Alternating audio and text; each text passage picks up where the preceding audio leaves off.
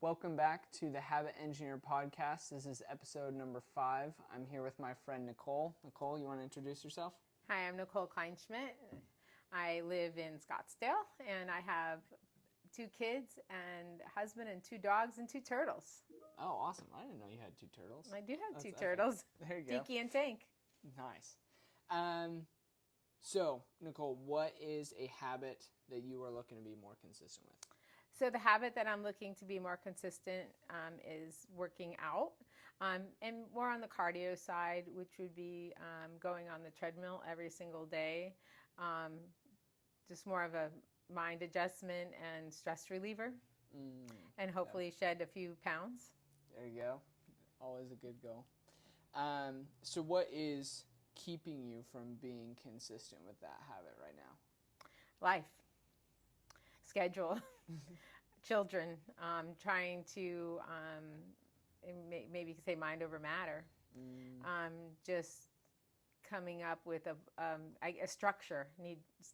That's my biggest problem right now is just routine. Fixing my routine that I have right now to adjust to be able to work out daily. Yeah. And I've done it before. I've worked out for 365 plus days every single day, but again, it was a routine. I did it like clockwork, and I wouldn't not do it because first of all I was trying to do 365 days, but it was a goal. Okay, so you had something that you were working towards at that time specifically. It was just I think it was just to be healthier, really, and just kind of stay consistent. Like I would wake up and have my coffee, and then I would just go right on the treadmill and then I'd work out and or I call it working out, but I go and do at least a half an hour to 45 minutes, and then take a shower and then go to work. Yeah. And it was just every single day I did it, and then the only reason I stopped was I ended up with a really bad toothache, and then that was it. Shoot. Okay. Yeah, I think it's kind of crazy how, like, just one thing like that, like a toothache, can kill the momentum, and then it just, like, stops. You know, it's kind of wild. And there was a domino effect I'll add with the toothache, though. Right after the toothache, then just everything started cycling down, and then COVID hit. Oh, okay. So it was a whole. So it was definitely a downward spiral, for sure. And then once it was there, then it was like, oh my God! And then it kept going down and down and down. So then I could never, like, it was almost like a tornado, like, you know, a funnel cloud, and you're all the way at the bottom, and you're trying to get back up, and I could never get back there. It took me, I think, maybe 4 years to get back into it. Wow. Okay. Yeah. So let's get that fixed then. So with the Triple S method, when you're starting your habit, you want to make sure the first S is specific, right? And so the way you make your habit specific is you assign it a what, a when, and a where. So if you were to put your treadmill habit into a what, when, and where for me, what would that look like? So it would be that I first go to sleep at a reasonable hour. And then wake up. I would have to wake up at 5 a.m. Okay. Have my coffee. There you go. Be done by 5:30. On the treadmill at 5:30. Work out for 30 to 45 minutes. Hop in the shower and then go to work. Okay. That would be the complete event. Okay. So it sounds like the habit isn't necessarily the working out. The habit is the bedtime that preps you to be able to wake up early enough so that you can get to the working out. Is that right? Right, and then listen to your alarm clock at 5 a.m. Right. And realize that you have to put your feet on the floor. Yeah. That's the trick. Yeah. And I think for the most part that trick is solved when you are, like, mentally awake enough that it's like, oh, okay, like, I can get up. I feel like, because I mean, when you're sleep deprived, your first instinct is just hit the snooze, go back to bed, right? But so if you're controlling, it's like priming your environment for success, basically. Like by controlling your bedtime, then you prime the next morning for success already, if that Right. makes sense. So I guess the next question then would be, what is keeping you from having a consistent bedtime at the time you need to wake up at 5 right now? Well, I shouldn't say it's the bedtime, because I could probably I fall asleep pretty well. It's just staying asleep. And staying asleep the whole entire night is, I would say, the biggest problem right now, and that's because of menopause, going through the changes and waking up at 3 a.m. And then you're up, and then you're like, oh, great, let me try to fall back asleep. And then by the time you fall asleep, then all of a sudden your alarm's going back off. So it or takes going a off. while to get back to sleep? Sometimes it depends. Not all the time. It depends on the night, but typically it does take a little bit of time, because you wake up. Sometimes you have to go to the bathroom, and then you come and sit down, and then you're like, oh, man. And then it depends on where your mind is that night. Like if you have a lot of stuff on your mind, then sometimes you don't always fall right back asleep. But, it's just getting through that hurdle, and maybe finding a way to stay asleep the whole entire night so you get a good night's rest. So that's something that I'll have to work on, to research and see like what I could possibly do to stay asleep the whole entire night. Because I think sometimes when you wake up in the middle of the night, that's the problem, because then you feel like you don't get enough sleep. Your mind does. You're like, you feel like, but if you stay asleep, I think you feel more rested. Oh, and I don't know why sure. the psychological thing about that is, but I know for me it is. Yeah. No, I think that's probably pretty standard across the board. It's like just the continuity of the sleep increases the quality of it, would be my guess, but maybe not. But then again, you could fall asleep for 20 minutes and all of a sudden wake up and you're like raring to go. You're like, how does that work? Does that work for you? That doesn't well, work sometimes for me. I'm not much of a napper, but when I do nap, like I actually napped yesterday. I was like, oh, this is pretty cool. There you go. I napped for 3 hours and I was like, wow, this is like, all right, I can deal with this. So maybe, and then how did you feel waking up today? I was so tired today. Ah, dang it. But well, like, and if there's what a was chance. but but the messed up part is I like I said, I woke up at, I think it was like 5, and then I fell asleep at 10 last night. Okay. So I did some things, ate dinner, blah blah blah, and then all of a sudden, I did fall asleep at 10, and then I was up at like 3, and then I think my alarm, it was like 4. I was up again at 4, and then I was like, oh, man, how much longer do I have to sleep? Then my alarm went off at like 5:45, and I was like, okay, snooze.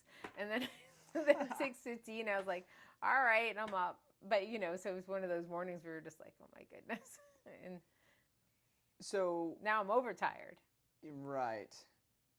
What, like when you're waking up for just the menopause waking you up, whatever, how awake are you? Are you like awake? Oh no, I think I'm like half awake. Half and half. Okay. I don't think it's like, oh God. It's like, here I am again. And usually it's like either have to, like I say, go to the bathroom or something like that, or you never know.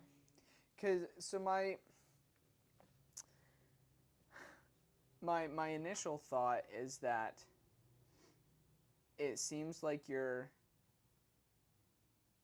consistently inconsistent in the sense that you are consistently waking up during the night, but it's at inconsistent times. Right?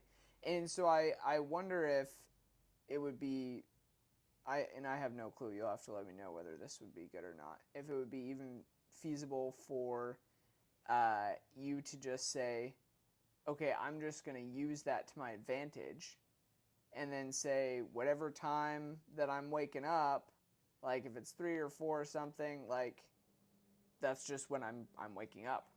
I got you. And I'm just going to go with that, and I'm going to go out and start getting my stuff done, just go about my day and say, all right, okay, this is when I'm waking up. Because I feel like you're almost kind of trying to force the bedtime or the wake up time, right? And again, I could be totally wrong about we could certainly try that. Maybe not waking up at 2 a.m., but it's when it's the 4 a.m. or something like that, then we can go ahead and see, like, kind of. Because do you find yourself consistently waking up like somewhere around 3 I to would 4? say like the 3 or 4. Yeah, Okay. that would be like the time for sure. And would that be feasible for you to like get up? Like, are you awake enough at that time that it would be like, okay, yeah, I can just get up and start my day now, or would it be like, I hate everything about the fact that I'm trying to start my day right now? Oh no, I wouldn't say that. Like, I mean, I mean, I'm willing to give it a try. Let's see how it goes. Like, if I wake up and I don't hate my day, Yeah. I'm like, I think it's just mind over matter there. Do you want to wake up or don't you want to wake up? Do you want to begin now? Yeah. I think just coming up with some form of. Yeah, I think. I don't know. My thought is to use the menopause as your alarm clock. And just like kick the alarm clock away, Okay, so I honestly forget where we were. That's okay. We were talking about forming the habit, and what would make it easier. And if I woke up Right. at 4 a.m. and start my day there, to see how that would go. Right. Now I could, and I'm willing to do, or if I don't know if there's a way of splitting a habit. Tell me what you mean by that. Splitting a habit would mean like I would wake up in the morning on when I can wake up and work out in the morning, and then on the days that I didn't wake up in the morning on time for whatever reason, then doing the rest, making sure I complete my habit by the end of the day. Yeah, that usually doesn't go very well. The inconsistencies make it hard to like have a steady momentum with it. Is there any other time of day that you think would have less friction?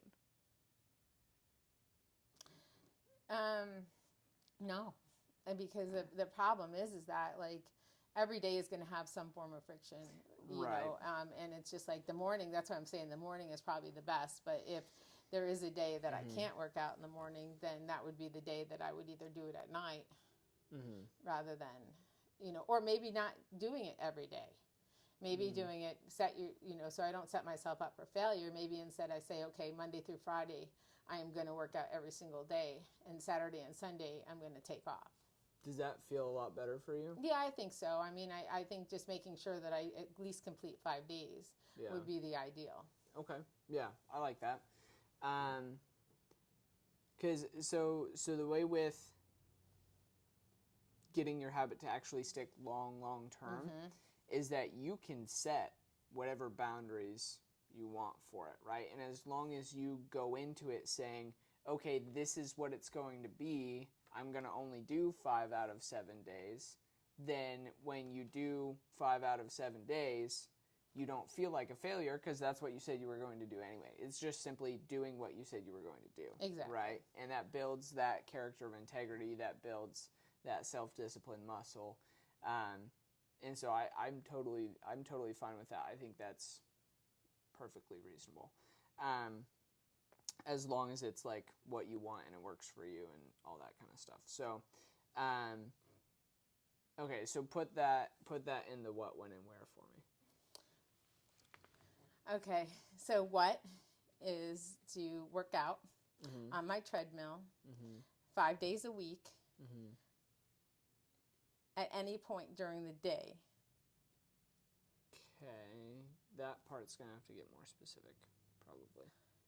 Okay, so if I can't wake up and work out in the morning for whatever the reason may be, I can adjust that and work out at 6 o'clock at night on the days that I have issues in the morning. Yeah, that's so. I think what we can, the way at least to mentally frame it would be like, okay, I'm doing it in the morning.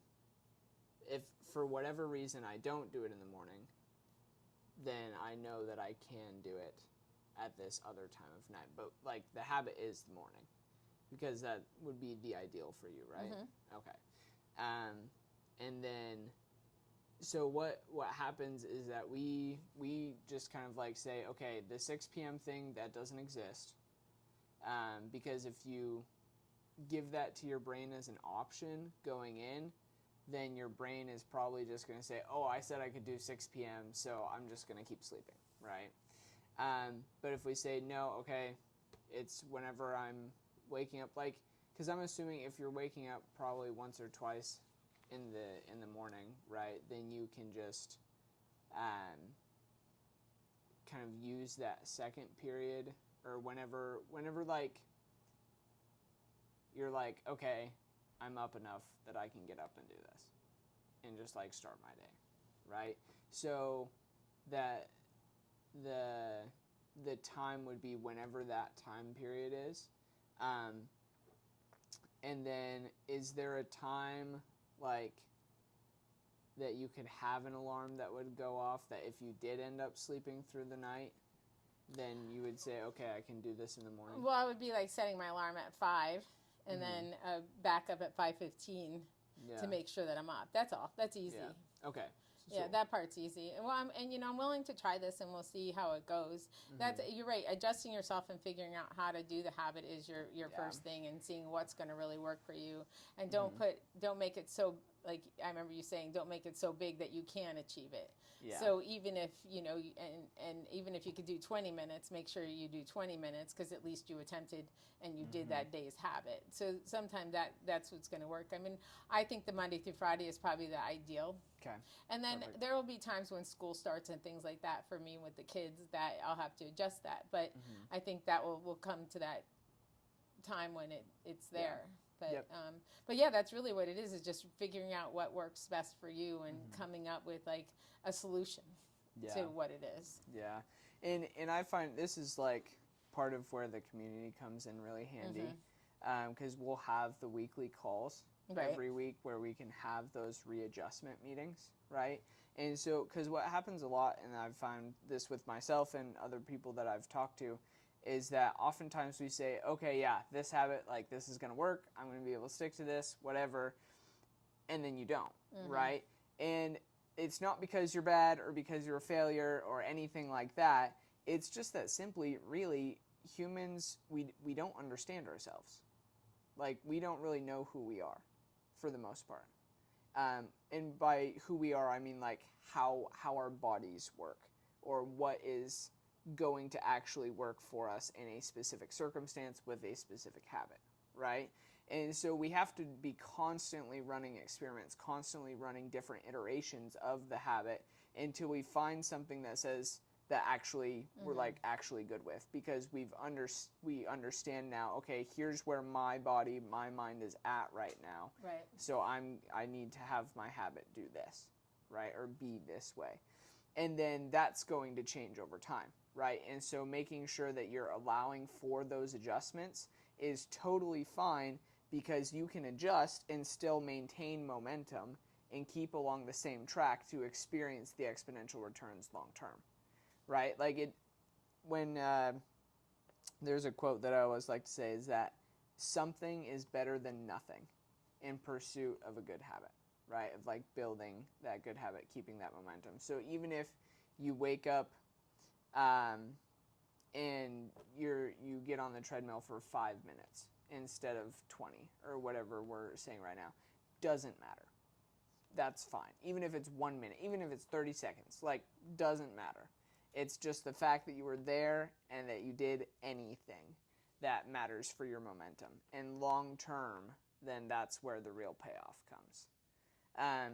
And so just like being aware that for the vast majority of people, adjustments will constantly be needing to be made, and that's totally fine and normal and acceptable and the way that it's going to be. I think going into it with that kind of like almost like a science experiment mentality. You're like, okay, so I said that I was going to do this, and for this week I only made it 2 out of 5 days. I think something needs to adjust. Right. What is it like? What can I adjust? What can I retool? What can I re-engineer to try this again and try to find something that sticks? I had to do that with like my morning routine. It took me like a whole 6 months of just constantly experimenting with different things, trying things at different times, all of that, like all the different elements that go with a morning routine, right? in order to finally find something that stuck. And even then, it only stuck until I moved houses, right? Or I started to take my friend to track practice in the morning, right? And then stuff happens, like life happens, right? And so you just need to, it's good to find like a base that you can work off of from the experimentation and then say, okay, I need to adjust here, I need to adjust there, I need to adjust here, just as life kind of gives you what it does. But you know that you've got a base that you can adjust from at that point once you've run the experiments to get that Well, I'm figured willing out. to try. Awesome. There you go. Okay, so the specific for the habit would be whenever you're waking up or at 5:15 at the latest, you're waking up, doing your morning coffee, and then being on the treadmill by 5:30. Correct. Right? Okay. And then doing the treadmill for 30 to 45 minutes. okay, 30 30 minutes definitely, but 45 max. Okay, so we'll say 30 minutes just for like confidence sake. Yeah, 30 right? minutes. And then the wear is obviously on the treadmill. I'm assuming that's in your house, right? Yep. Okay, perfect. And that's Monday through Friday. Okay. So then the second S is simple. And so have your habit in mind, and then I'll just ask you, do you feel 100% confident in your ability to stick to this habit every single day for the rest of your life? Yes. Okay, awesome. That's that then. If you've got that level of confidence, like that's all we're looking for is like you just need to be sure that you're like, okay, I can do this. Because what happens is if you don't have that level of confidence and then you like miss a day or two maybe, then your brain's going to say, ha, you really thought you could do that? I told you at the beginning, you knew you could, right? But if you have that level of confidence because we've simplified it down enough, then it's a lot easier to just get right back up on the horse when you miss a day or two. Which, again, totally fine, totally normal. We're all about building the long-term momentum with it. No, that's awesome. And then the last S is sealed. So you seal your habit with a 1-second celebration to reward yourself for doing it because what gets rewarded gets repeated. What would you say is a 1-second celebration that would work for you? I would say a smile. Yeah, I like that when you said that the other day. I would say a smile. Just, hey, I did it. Yeah. Yay. Yeah, just like just throw yourself a smile, a little party. Yay. That would be it. Okay, awesome. Okay, perfect. That works for me. Awesome. Do you want to go ahead and write it down real quick and we'll wrap it up? We can, if I can find a speaker here. Okay, awesome. Keep the change and keep changing, everyone. Peace. Thank you. Yeah.